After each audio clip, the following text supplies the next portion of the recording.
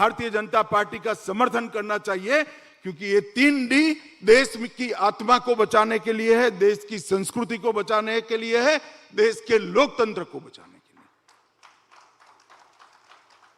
इस देश में भी कई करोड़ मुसलमान रहते, कई करोड़ क्रिश्चियन भाई, बौद्ध भाई, सिख भाई रहते हैं। किसी पर किसी ने कुछ आरोप नहीं लगाया। वो भी वोट देते हैं चुनाव प्रक्रिया में, इसे उनका स्वागत है, जो मत है उसका स्वागत है। इस देश में बहुमत में हिंदू समाज रहता है, उसने सालों तक हमें सत्ता पर नहीं आने दिया।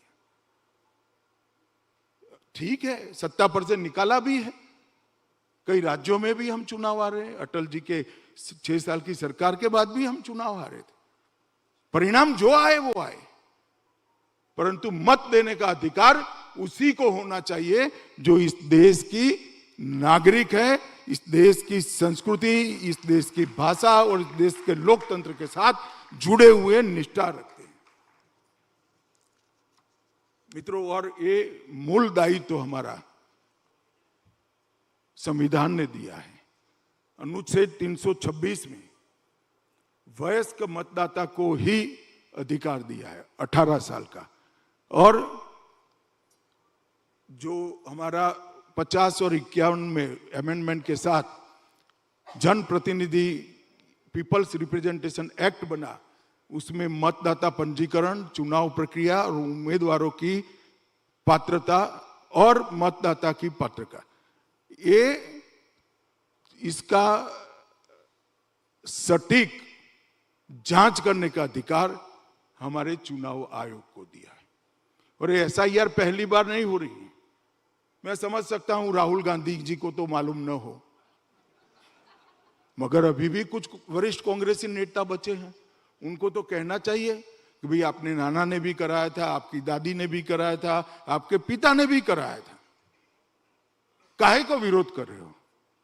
वो बोलते ही नहीं है हमने कराया था। मगर मैं निश्चित रूप से मानता हूं कि ये मतदाता सूची को शुद्ध करने का काम, ये पवित्र काम है जो हमारे लोकतंत्र को शुद्धि देगा। मित्रों, फिर से मैं कहना चाहता हूं, घुसपैठिए की इतनी बड़ी संख्या कोई देश को सुरक्षित नहीं रखती। सीमावर्ती क्षेत्र की राजनीति और कानून और व्यवस्था दोनों को वो प्रभावित करे। शहरी क्षेत्रों में भी भारत के गरीब मजदूरों के अधिकार को वो छीनते हैं। जनजातीय क्षेत्रों में सांस्कृतिक आक्रमण के साथ साथ जमीन पर कब्जा करने का भी अभियान चला है और ये किसी भी प्रकार से देश के हित में नहीं है। इसीलिए इस 15 अगस्त को नरेंद्र मोदी जी ने लाल किले की प्राचीर से high powered demographic change mission बनाने की घोषणा की है।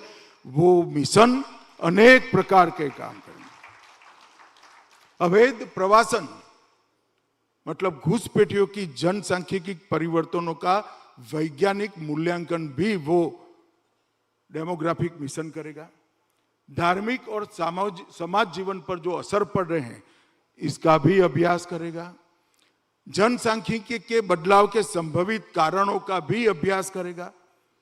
असामान्य बसावट की पैटर्न और दीर्घकालीन प्रभाव जो सोसाइटी पर पड़ रहे हैं इसका भी अभ्यास करेगा।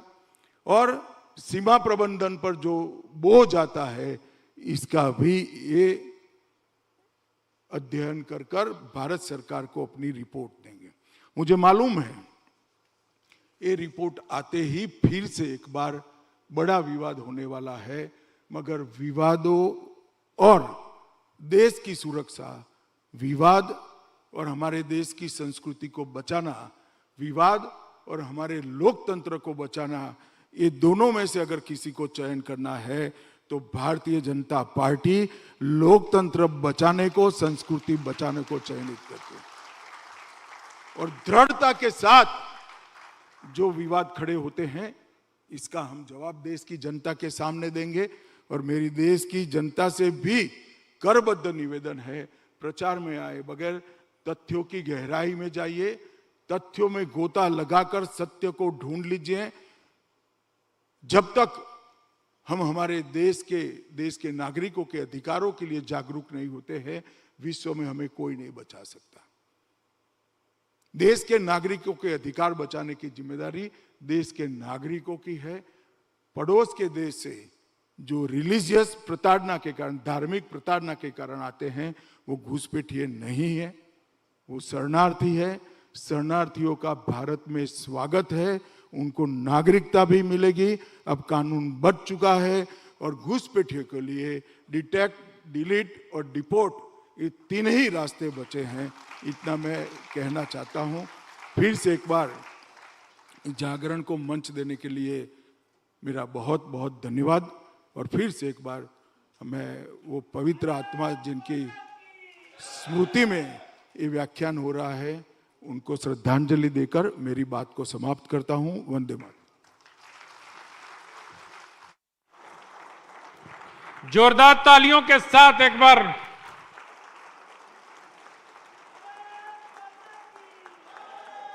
बहुत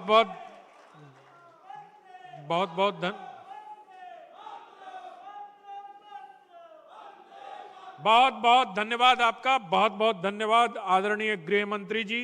आपके